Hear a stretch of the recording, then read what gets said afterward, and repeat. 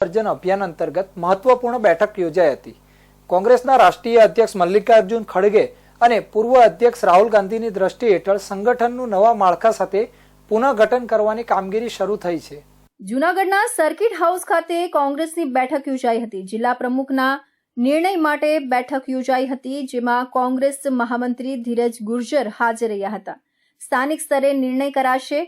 રાષ્ટ્રીય મહાસચિવ ધીરજલાલ ગુર્જરને જૂનાગઢ જિલ્લાના પ્રભારી તરીકે નિમણૂક કરવામાં આવી છે। તેમણે જણાવ્યું કે સંગઠનના નિર્ણયો હવે દિલ્હીની ચેમ્બરોમાં નહીં, પરંતુ જમીન સ્તરે કાર્યકર્તાઓના મત પ્રમાણે લેવાશે।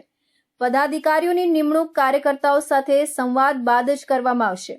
વિસાવદર વિધાનસભાની આગામી પેટા ચૂંટણી માટે એવા ઉમેદવારને ટિકિટ અપાશે જે નાગરિકોની માંગને યોગ્ય રીતે રજૂ કરી શકે।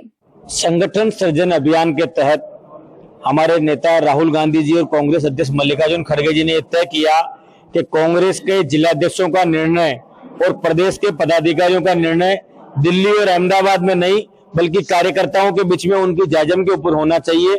उसी कड़ी के तहत संगठन सृजन अभियान का ये पूरा 1 वर्ष का कार्यक्रम हमारा तय हुआ है और उसके तहत प्रत्येक जिला मुख्यालय पर एक नेता को पार्टी की तरफ से गुजरात प्रदेश से बाहर से यहाँ पर भेज के उन्हें इस बात का निर्देश दिया गया है कि एक कार्यकर्ताओं से मिलो, उनकी बात सुनो और उनको संगठन सृजन के माध्यम से कांग्रेस में जिले के अध्यक्ष का चयन करो।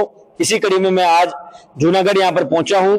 आज दिन भर कांग्रेस के कार्यकर्ताओं की बैठक होगी और आगामी 2 दिनों के अंदर चारों विधानसभाओं के अंदर हम लोग दौरा करके कांग्रेस कार्यकर्ताओं की राय जानेंगे और उनकी राय के मुताबिक कांग्रेस के जिला संगठन का फैसला यहाँ पर किया जाएगा।